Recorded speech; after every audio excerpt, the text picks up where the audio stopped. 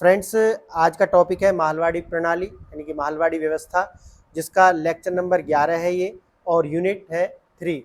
तो आज हम देखेंगे कि माहलवाड़ी व्यवस्था, क्योंकि हमने पहले स्थायी बंदोबस्त देख लिया है, उसके बाद में हमने आपकी रेतवारी व्यवस्था देख ली है और ये है इसका लास्ट जो कि है माहलवाड़ी व्यवस्था।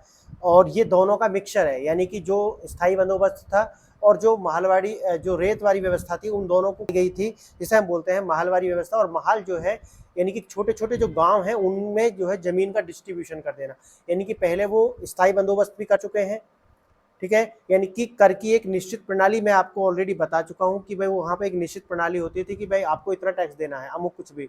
और उसके पहले हम रेत में भी देखा कि भाई उन्होंने कुछ जो जमींदार थे गांव के, उन्हीं में उसको बांट दिया था। अब हम यहाँ पे ये देखेंगे कि जो गांव है, गांव के गांव को दिया जाएगा, यानी कि माहलवाड़ी व्यवस्था।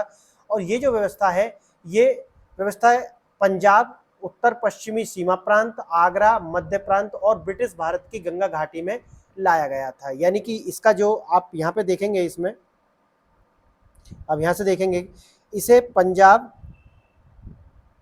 उत्तर पश्चिमी सीमा प्रांत, आगरा और मध्य प्रांत तथा ब्रिटिश भारत की गंगा घाटी में लाया गया था। दूसरा पॉइंट आप देखेंगे, इस माहलवाड़ी प्रणाली यानी कि माहलवाड़ी प्रणाली जमींदारी व्यवस्था और रेतवाड़ी व्यवस्था का मिश्रण थी, जो मैंने अभी आपको बताया है कि यह है माहलवाड़ी जो प्रणाली है, यह जमींदारी व्यवस्था और रेतवाड़ी व्यवस्था दोनों की क्या थी, मिक्सचर थी। तीसरा पॉइंट है इसमें, इस प्रणाली में भूमि को महल यानी कि महल में विभाजित कर दिया गया। महल मतलब है गांव, यानी कि विलेज जो है उसको महल बोला गया है और यहाँ पे जो है महल में उसे विभाजित कर दिया गया। स्वामित्व का अधिकार काश्तकारों को दिया गया। काश्तकार यहाँ पे इसे लिख लेंगे, का अधिकार काश्तकारों को दिया गया। उसके बाद आप देखेंगे, ग्राम समिति को करों के संग्रहण हेतु उत्तरदायी बनाया गया, यानी कि ग्रामों में एक समिति बनाई गई। और वो जो समिति, जो ये मैं आपको पॉइंट गिना रहा हूँ ना, ये बहुत महत्वपूर्ण है। इन्हें आप अपने कॉपी में लिख लें इसे, ठीक है। इसे अपनी कॉपी में लिखते हुए चलना है आपको। ये देख लेना, स्क्रीनशॉट ले लेना इसका, स्क्रीनशॉट से आप अपनी कॉपी में लिख सकते हैं, ठीक है। ग्राम समिति को करों के संग्रहण हेतु उत्तरदायी बनाया गया। ग्राम की जो समिति थी वो क्या करती है, कर का संग्रहण करती है, यानी कि जो भूमि पर कर है वो संग्रहित करती है और भेजती है कहाँ पर, अंग्रेजों के पास, जो उनकी व्यवस्था है। इस तरीका की व्यवस्था बनाई गई। अब पहली जो व्यवस्था है उनमें क्या कमी थी वो मैं ऑलरेडी आपको बता चुका हूँ, ठीक है। वो मैं आपको बता चुका हूँ पहली व्यवस्थाओं में क्या कमी थी, और उन कमियों को आप अगर याद रखते हैं तो आपको समझ आ जाएगा कि ये जो माहलवाड़ी व्यवस्था है इसे क्यों लाया गया होगा, ठीक है। हाँ, इस प्रणाली को संशोधित किया गया और एक अन्य नागरिक R.M. बर्ड के सुझावों के अनुसार इसको क्या किया गया, इसमें बदलाव किया गया। उसका नाम क्या है, R.M. बर्ड, जो कि महत्वपूर्ण नहीं है, आप नहीं भी याद रखेंगे तो चलेगा। खेत के संभावित उपज के निवल मूल्य के आधार पर, देखो ये वाली बात है यहाँ पर, मैं क्योंकि वहाँ पे आपने देखा है, प्रीवियस लेक्चर आपने देखा है, तो उसमें आपको मैंने बताया है कि वो क्या है कि लैंड का जो एरिया है उसके आधार पर करों का निर्धारण किया गया। यहाँ पर किया गया है कि जो खेत की संभावित उपज है, संभावित उपज के आधार पर जो है निवल मूल्य के आधार पर पूरे महल अथवा वित्तीय इकाई के राजस्व निर्धारण हेतु एक विस्तृत सर्वेक्षण का प्रावधान किया गया। अब एक सर्वेक्षण किया जाएगा कि भाई वहाँ पर कितनी उपज हुई है, यानी कि कभी ऐसा है कि भाई कोई फेमाइन आ गया, किसी तरीका से कोई बाढ़ आ गया, सूखा पड़ गया, तो ये देखा जाएगा कि भाई कितना उपज यहाँ पर हो रहा है, और उस उपज के आधार पर ही क्या किया जाएगा, कर का निर्धारण, ठीक है। और एक विस्तृत सर्वेक्षण का प्रावधान किया गया। राज्यों की भूमि को निवल आय, यानी कि राज्यों की भूमि को निवल आय के 2/3 वसूलना था, यानी कि क्या है, निवल आय का क्या है, 2/3 वसूलना था। और यह बंदोबस्त 40 वर्षों तक चला, 40 वर्षों तक ये व्यवस्था रही, ठीक है।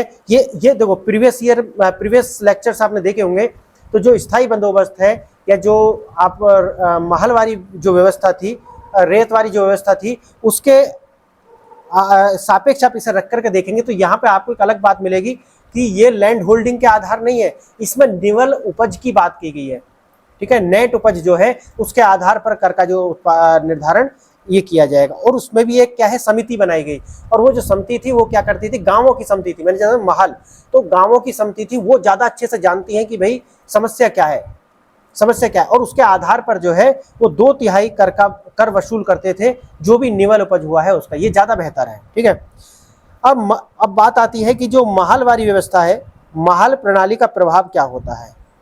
महल प्रणाली जो थी उसका प्रभाव क्या हुआ, यानी कि impact of the Mahalwari system. अब इस पर देखेंगे हम। चूंकि सरकार प्रतिवर्ष राजस्व की समीक्षा करती थी, अतः काश्तकारों को सरकार अतः ग्रामों के बीच में मध्यस्थों को हटाने का अधिक लाभ नहीं हुआ। यानी कि यहाँ पे क्या होती थी, चूंकि सरकार प्रतिवर्ष राजस्व की समीक्षा करती थी, काश्तकारों को सरकार और ग्रामों के बीच मध्यस्थों को हटाने का अधिक लाभ नहीं हुआ। ऐसा क्यों हुआ होगा, आप सोचिए। ऐसा काश्तकारों को सरकार और ग्रामों के बीच से मध्यस्थों को हटाने का कोई मतलब लाभ नहीं हुआ है। ठीक है, आप ऐसा सोचेंगे कि ऐसा क्यों हुआ होगा। ठीक है, आगे देखेंगे। इसका परिणाम सिंचाई अवसंरचना में कुछ विकास के रूप में सामने आया। इसका परिणाम सिंचाई अवसंरचना में कुछ विकास के रूप में सामने आया, यद्यपि अधिकांशतः सरकारों ने इस प्रणाली से व्यापक लाभ उठाए। ठीक है, हाँ, आगे देखेंगे। एक परिष्कृत अनुशासन, ये नेक्स्ट पॉइंट है। एक परिष्कृत अनुमान के अनुसार 1828 से 29 में क्या हुआ था, देखते हैं यहाँ पे।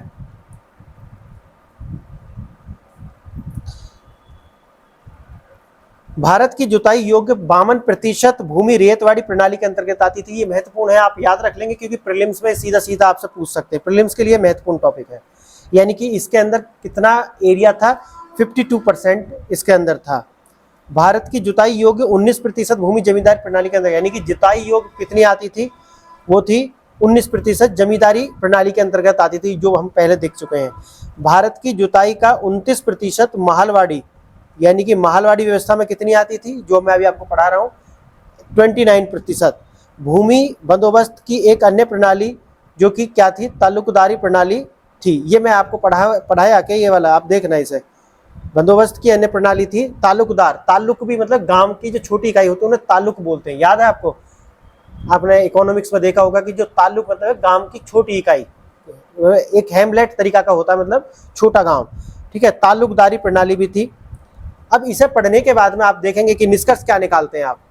यानी कि जो भी आपने अभी तीनों प्रणाली पढ़ी है, जिसमें स्थायी बंदोबस्त आपने पढ़ लिया है, रेतवारी व्यवस्था पढ़ ली है, महलवाड़ी व्यवस्था पढ़ ली है, ये सारी पढ़ने के बाद में आपको क्या निकल के आता है, या आप ये समझ सकते हैं कि जो सभी बंदोबस्त एक साझी विशेषता उन द्वारा किए जाने वाले अति आकलन यानी कि ओवर असेसमेंट था, क्योंकि कंपनी सरकार का मुख्य ध्येय राजस्व आय से अधिक लाभ कमाना था। मतलब सीधा है कि जो असेसमेंट है वो भी क्या है, प्रीवियस में तो देख ही चुके हैं कि ओवर असेसमेंट वो करते थे। मतलब है कि भाई ज़्यादा आकलन करते थे और उसके अकॉर्डिंग, जबकि पैदावार इतनी नहीं थी और आकलन वो ज़्यादा कर लेते थे, तो इससे होगा क्या कि जो लोगों का, जो किसान है भाई, लास्ट में तो वही है ना जो कार्य कर रहा है, उसका शोषण होगा।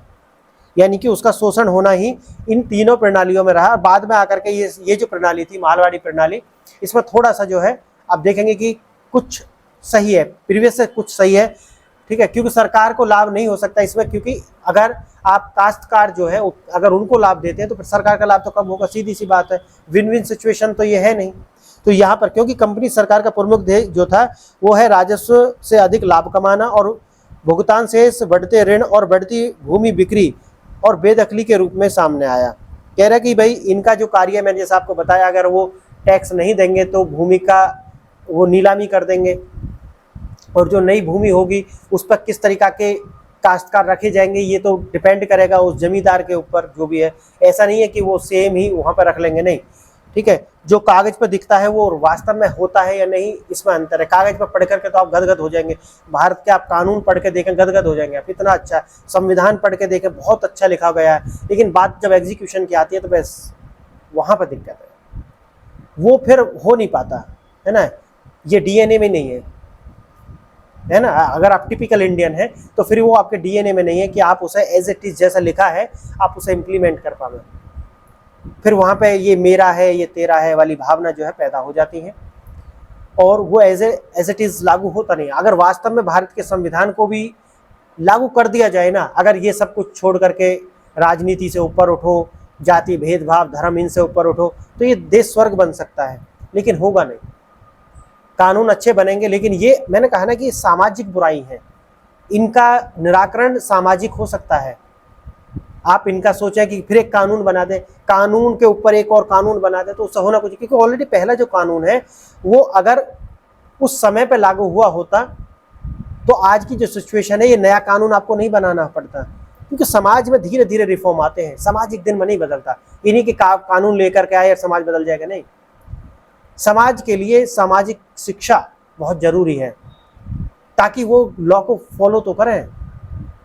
तो यही मैंने आपको यहाँ पढ़ाया, तीनों जो बंदोबस्त हैं ये मैंने आपको पढ़ा दिए हैं। इससे प्रीलिम्स का मेंस का प्रश्न बन सकते हैं, और जो मैंने आपको पढ़ाया इससे बाहर नहीं आएगा, आप ये मान के चलेंगे और इसी आत्मविश्वास के साथ आप इसे पढ़ेंगे।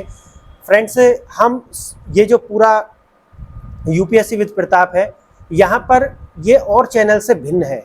ये जो अन्य चैनल्स आप देखते हैं यूट्यूब के ऊपर, वो उनसे भिन्न है। कारण क्या है इसका? क्योंकि हम यहाँ पर क्रम से लेकर के आए हैं, पूरी सीरीज हम लेक्चर बाय लेक्चर लेकर के आए। देखो, अभी आप देख रहे होंगे कि जो व्यूअरशिप है वो काफ़ी कम है, सब्सक्राइबर बेस कम है, लेकिन जैसे ही आपकी व्यूअरशिप बढ़ेगी और ये सब्सक्राइबर बेस बढ़ेगा, ये चैनल और भी ज़्यादा कार्य करेगा, और सीरीज अलग अलग तरीक़ा की सीरीज में यहाँ पर लेकर के आऊँगा। आपको एक भी रुपया बिना खर्च किए पूरी यूपीएससी की तैयारी फ्री में यहाँ पर होगी।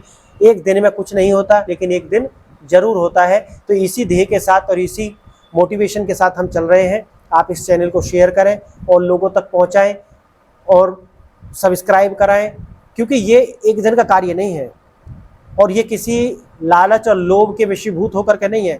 मेरा ये, मैंने आपसे उस दिन भी बोला था, पहले भी मैं कई बार बोल चुका हूँ कि यहाँ पर एक भी व्यक्ति आएगा तो मैं उसके लिए भी वीडियो बनाऊंगा। एक भी व्यक्ति आएगा, क्योंकि एक एक व्यक्ति अपने आप में यूनिक है, महत्वपूर्ण है, तो हम वो कार्य करते रहेंगे। ठीक है, हाँ। तो इसी ध्येय के साथ में आप इसे स्क्रीनशॉट ले सकते हैं और इसके नोट्स जरूर बनाएं। मैंने हमेशा बोला है कि नोट्स जरूर बनाएं। मैं वैसे जो पीपीटी या पीडीएफ से पढ़ाने में ज़्यादा कंफर्टेबल रहता नहीं हूँ। मैं आपको जब बोल कर पढ़ाता हूँ तो ज़्यादा कंफर्टेबल महसूस करता हूँ। उसका कारण ये है कि मैं उसके साथ बहुत ज़्यादा आपको बता देता हूँ, उसको एक्सप्लेन कर देता हूँ, समझा देता हूँ। लेकिन जब मैं पीडीएफ या पीपीटी, जो मैंने एक लेक्चर में और भी बोला है, आपने देखा होगा, तो मैं ज़्यादा एक्सप्लेन, फिर मेरा दिमाग जो है ना वो उसी में लग जाएगा कि भाई जो मैं पढ़ा रहा हूँ इसे पढ़ा करके हम समाप्त करें। ठीक है, लेकिन ठीक है, मैं एक ये पायलट प्रोजेक्ट है, देखते हैं इसमें कि किस तरीक़ा से इसका व्यूअरशिप रहती है। मैं अभी पायलट प्रोजेक्ट पे ही कार्य कर रहे हैं कि भाई ये अभी बीटा वर्जन है, और जो भी फिट बैठ जाएगा ना फिर उसी पे कार्य करना प्रारंभ कर देंगे। ठीक, तो आप इसे फॉलो करते रहें, लेक्चर आते रहेंगे। और जैसे मैंने बोला है आपसे कि आने वाले 30 डेज़ के अंदर हम इसे समाप्त कर देंगे, क्योंकि मेरा जो कार्य है लगभग 35% मैं अपना कार्य समाप्त कर चुका हूँ, क्योंकि मुझे जल्दी से करना है। इसलिए मैं ये सब अभी देखा नहीं, इससे पढ़ा रहा हूँ। क्यों पढ़ा रहा हूँ? क्योंकि मुझे जल्दी से समाप्त करना है, और एक बार ये पूरा मैं आपको करा दूँ, उसके बाद में इससे बाहर नहीं आएगा। आप एक स्लॉट में देख करके ये पूरा जो भी लेक्चर इस यूनिट के रहेंगे, आप अपनी तैयारी में ये महसूस कर सकते हैं कि अब मुझे यहाँ से आगे ज़्यादा पढ़ने की आवश्यकता है नहीं। ठीक है, तो ओके फ्रेंड्स, इसी के साथ मैं आपसे विदा लेता हूँ। धन्यवाद, आपने मेरी बातों को इतने ध्यान से सुना, इसके लिए बहुत बहुत धन्यवाद। नमस्कार।